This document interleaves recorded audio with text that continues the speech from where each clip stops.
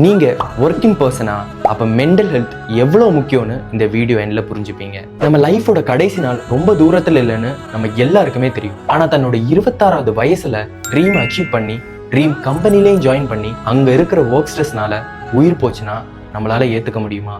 ஆனா Sebastian Parayil November 2023 சிஏவை complete பண்ணிட்டு மார்ச் 19 இஎன்ஒய்ன்ற one of the biggest IT கம்பெனில ஃப்ரெஷரா ஜாயின் பண்ணி 4 மாசம் ஒர்க் பண்ணிட்டு ஒரு நாள் ஹார்ட் அட்டாக்ல இறந்து போறாங்க.